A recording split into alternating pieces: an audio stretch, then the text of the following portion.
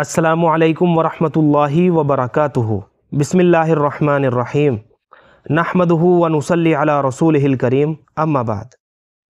میرے عزت والے اور ایمان والے پیارے بھائیوں، علماء اکرام نے رمضان المبارک کے استقبال اور تیاری کے لیے بہت سی اہم ہدایات اور تجاویز بیان فرمائی ہیں، جن کا خلاصہ 30 اہم ہدایات کی شکل میں ہے، جو اب میں آپ حضرات کے سامنے بیان کرنے والا ہوں۔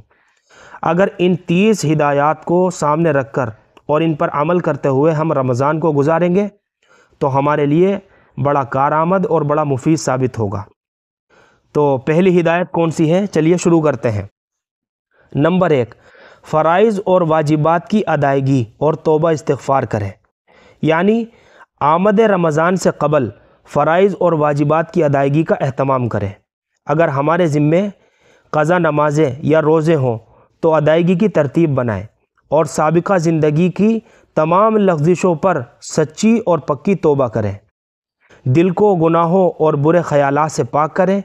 اسی طرح آنکھ، کان، زبان، ہاتھ، پاؤں اور دل و دماغ غرض جسم کے کسی بھی حصے سے صادر ہونے والے گناہوں پر پکی اور سچی توبہ کریں، تاکہ آپ گناہوں سے پاک ہو کر رمضان المبارک کا استقبال کریں۔ تو فرائض اور واجبات کی ادائیگی اور توبہ استغفار کریں۔ نمبر 2، رمضان المبارک کے مسائل سیکھیں اور سکھائیں، یعنی روزہ، تراویح، صدقۃ الفطر، زکوٰۃ، اعتکاف اور دیگر احکامات ابھی سے سیکھیں اور سکھائیں۔ نمبر 3، اپنے نفس کو تقوی کا پابند بنائیں، یعنی اپنے نفس کو ابھی سے تقوی کا پابند بنا لیں، کیونکہ رمضان المبارک تقوی کی علمی تربیت گاہ ہے، اور اللہ رب العزت نے رمضان المبارک میں روزوں کی فرضیت کا اہم مقصد تقوی اور پرہیزگاری کا حصول بتایا ہے۔ تو اپنے نفس کو تقوی کا پابند بنائیں۔ نمبر 4، صلہ رحمی میں جلدی کریں، یعنی قطع رحمی، رشتے ناطے توڑنا یہ بہت بڑا گناہ ہے۔ قطع رحمی کی وجہ سے دعائیں بھی قبول نہیں ہوتی، لہذا رمضان آنے سے پہلے اس سنگین گناہ سے سچی پکی توبہ کریں اور رشتہ داروں سے صلہ رحمی کریں۔ رسول اکرم صلی اللہ علیہ وسلم کے ارشاد کا مفہوم ہے، اصل صلہ رحمی کرنے والا وہ ہے کہ جب اس کے ساتھ قطع رحمی یعنی رشتے ناطے توڑنے کا معاملہ کیا جائے تب بھی وہ صلہ رحمی کرے۔ یہ بخاری شریف کی حدیث ہے، سل من قطع کا، جو تجھ سے توڑے تو اس سے جوڑ۔ نمبر 5، اپنے دل کو صاف کریں، یعنی ہمارا دل نفرت، جذبہ، انتقام اور حسد کی آگ میں جلتا رہتا ہے۔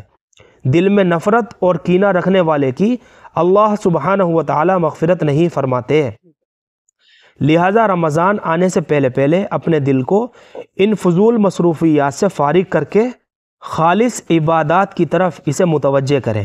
سب کو دل سے معاف کر دیں، کسی کا کینہ اپنے دل میں بالکل بھی نہ رکھیں۔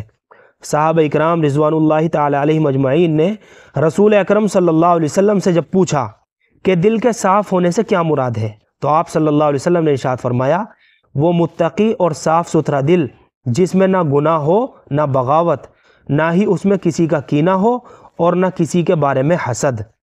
تو اس لیے میرے پیارے بھائیوں، اپنے دل کو صاف کریں۔ نمبر 6، گزشتہ روزوں کی قضا کریں، یعنی گزشتہ سالوں کے روزے اگر کسی کے شرعی عذر سے رہ گئے ہوں تو رمضان آنے سے پہلے ان کی قضا کر لے، تاکہ رمضان شروع ہونے سے پہلے گزشتہ رمضان کے روزوں کا حساب بے باک ہو جائے۔ تو گزشتہ روزوں کی قضا کریں۔ نمبر 7، دعاؤں کا معمول بنائیں، یعنی رمضان المبارک دعاؤں کی قبولیت کا مہینہ ہے، لہذا ابھی سے اپنے آپ کو لمبی دعاؤں کا عادی بنائیں۔ نیز یہ بھی ضروری ہے کہ رمضان سے قبل نبی اکرم صلی اللہ علیہ وسلم سے منقول دعاؤں کے الفاظ زبانی یاد کیے جائیں۔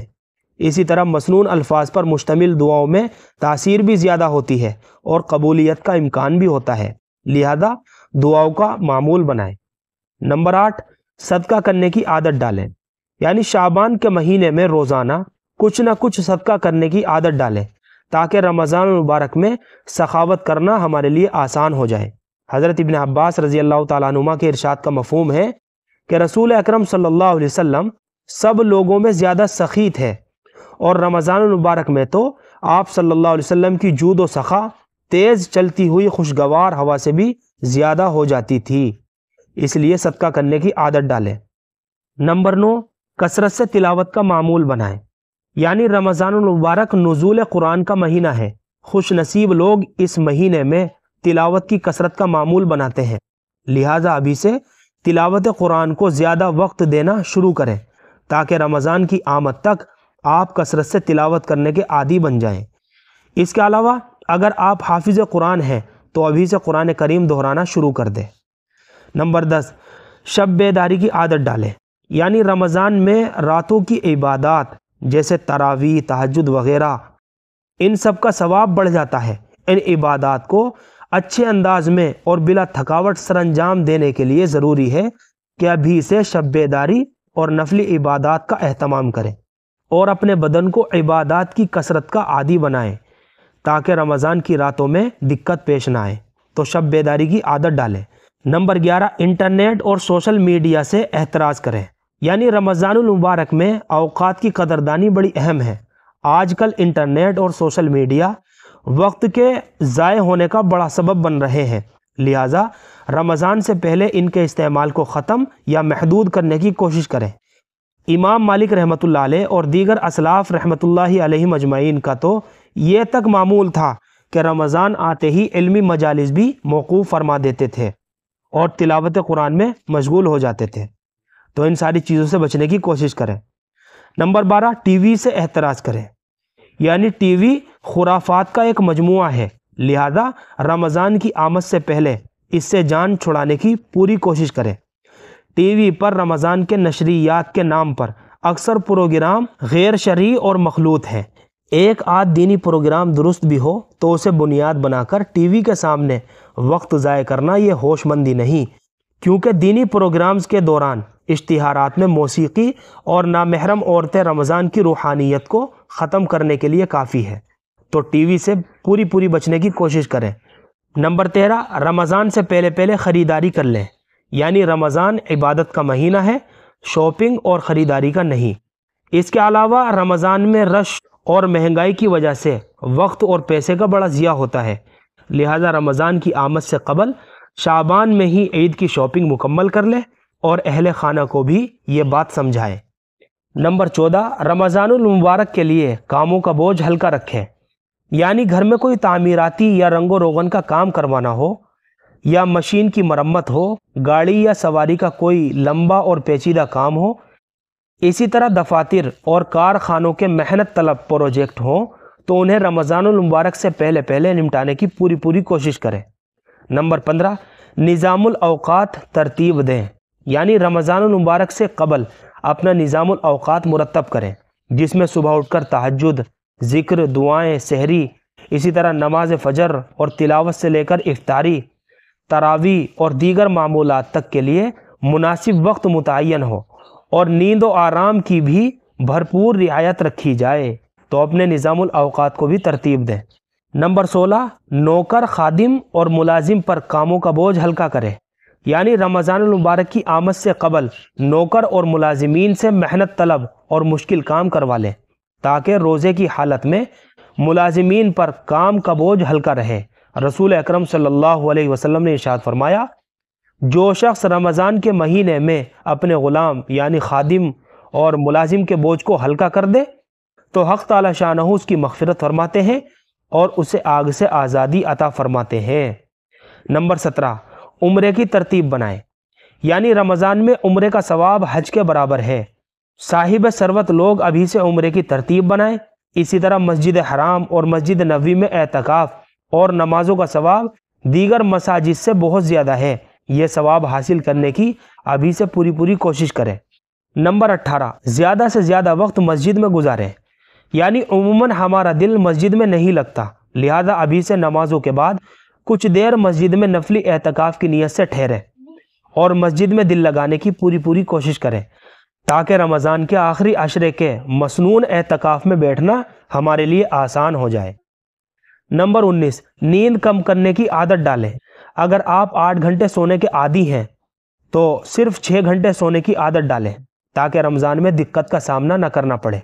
البتہ تھکاوٹ سے بچنے کے لیے دن میں تھوڑی دیر قیلولہ کر لینا مسنون بھی ہے اور تہجد پڑھنے میں معین و مددگار بھی ہے، تو نیند کم کرنے کی عادت ڈالیں۔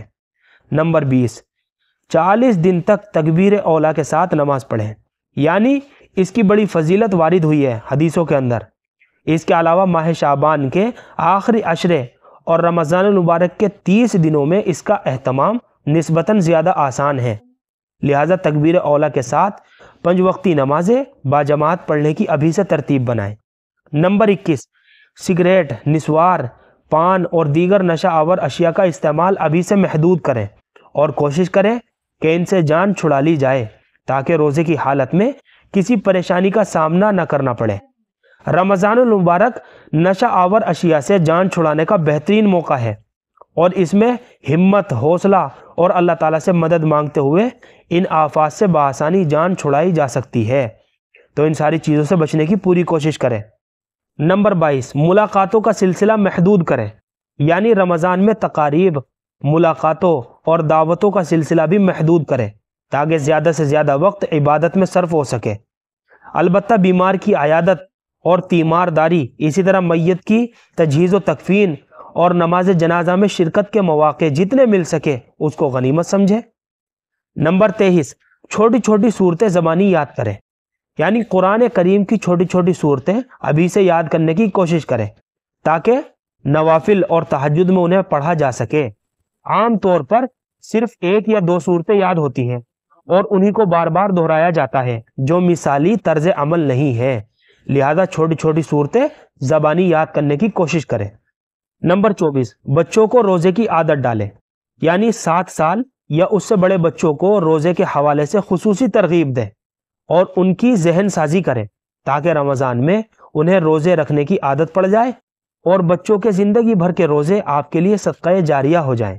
تو بچوں کو روزے کی عادت ڈالیں اور اس کی ترغیب بھی دیں۔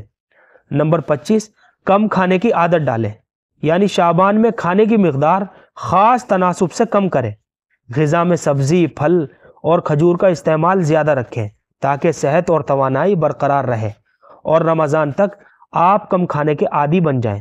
اس کے علاوہ زیادہ کھانے کا بوجھ جیسے بدہضمی اور سستی اور عبادات میں رکاوٹ نہ بنے، اس لیے کم کھانے کی عادت ڈالیں۔ نمبر 26، اس رمضان کو گزشتہ سے ممتاز رکھیں، یعنی کسی ایسی عبادت کی ترتیب بنائیں جو آپ کے نامہ اعمال میں اس رمضان کو گزشتہ رمضانوں سے ممتاز کر دیں۔ مثلا 30واں پارہ زبانی یاد کر لیں، یا سورہ رحمان، سورہ یاسین، سورہ ملک یا سورہ الف لام میم سجدہ زبانی یاد کر لیں، یا کسی یتیم کو ڈھونڈ کر اس کی کفالت کا بندوبست کر لیں، یا جیلوں میں قید لوگوں کی تعلیم و تربیت کی ترتیب بنائیں، یا جہاں پر پانی کی شدید ضرورت ہو وہاں ٹیوب ویل، کنواں یا ٹھنڈے پانی کا پلانٹ لگوا دیں، یا مساجد اور مدارس کے ساتھ پرخلوص تعاون کریں، یا مستحق طلباء کے لیے فیسوں اور یونیفارم وغیرہ کا بندوبست کر لیں، یا کسی غریب لڑکی کی رخصتی کے اخراجات کا بندوبست کر دیں، وغیرہ وغیرہ۔ تو اس رمضان کو گزشتہ سے ممتاز رکھیں، اس کا یہ مطلب ہے۔ نمبر 27، ماہ شعبان کی تاریخیں یاد رکھیں، یعنی رسول اکرم صلی اللہ علیہ وسلم شعبان کی تاریخیں یاد رکھنے کا بہت زیادہ اہتمام فرماتے تھے۔ ایک موقع پر آپ صلی اللہ علیہ وسلم نے ارشاد فرمایا، رمضان کے لیے شعبان کے چاند گنتے رہو۔ نمبر 28، مالی حقوق سے متعلق مسائل سیکھیں، یعنی عام طور پر رمضان المبارک میں مالی حقوق جیسے زکوٰۃ، عشر، صدقۃ الفطر، نذر وغیرہ کی ادائیگی کی جاتی ہے، لہذا ضروری ہے کہ ان سے متعلق تفصیلی احکامات پہلے سے معلوم کر لیے جائیں۔ اسی طرح جو مالی حقوق ذمہ ہوں جیسے بیوی کا مہر یا کسی کا قرض وغیرہ اور ادا کرنے کی بھی صلاحیت ہو تو رمضان سے پہلے ادا کر لے۔ رسول اکرم صلی اللہ علیہ وسلم نے ارشاد فرمایا، مالدار آدمی کا قرض کی ادائیگی میں ٹال مٹول کرنا یہ بھی ظلم ہے، یہ بخاری شریف کی حدیث ہے۔ تو مالی حقوق سے متعلق مسائل سیکھیں۔ نمبر 29، رات کو جلدی سے سونے کی عادت ڈالیں، یعنی دوستوں کی فضول مجالسیں، گپ شپ کی محفلیں اور رات گئے تک سر انجام دی جانے والی سرگرمیوں سے آہستہ آہستہ کنارہ کشی اختیار کریں تاکہ آپ رمضان میں تراویح کے فوراً بعد بلا تاخیر سو سکیں۔ یاد رکھیں تہجد اور سحری میں حشاش بشاش اٹھنے کا دار و مدار وقت پر سونے پر ہے، اس لیے رات کو جلدی سے سونے کی عادت ڈالیں۔ اور نمبر 30، دعاؤں کا پورا اہتمام کریں، یعنی رمضان المبارک کی تیاری کے حوالے سے یہ جو 30 ہدایات ابھی میں نے آپ حضرات کو بتائی ہیں، ان پر عمل پیرا ہونے کے ساتھ ساتھ اللہ سبحانہ و تعالیٰ سے رمضان المبارک کی روحانیت اور برکات کے حصول کے لیے خصوصی دعائیں مانگے، اور بالخصوص اس دعا کا اہتمام فرمائے، اللہم بلغنا رمضانہ، اللہم بلغنا رمضانہ۔ تو میرے پیارے بھائیوں، یہ 30 اہم ہدایات تھی رمضان کے تعلق سے۔ اگر ان ہدایات کو سامنے رکھ کر اور ان پر عمل کرتے ہوئے ہم رمضان کا مہینہ گزاریں گے تو ہمارے لیے بڑا مفید ثابت ہوگا، اور انشاءاللہ اجر و ثواب کا بھی باعث بنے گا۔ اللہ مجھے بھی اور آپ کو بھی ان 30 ہدایات پر عمل کرنے کی توفیق عطا فرمائے، اور ثواب کی نیت سے اپنے دوستوں کے ساتھ بھی شیئر کریں۔ اللہ ہم سب کو سنت و شریعت پر پابند فرمائے۔ فقط واللہ عالم۔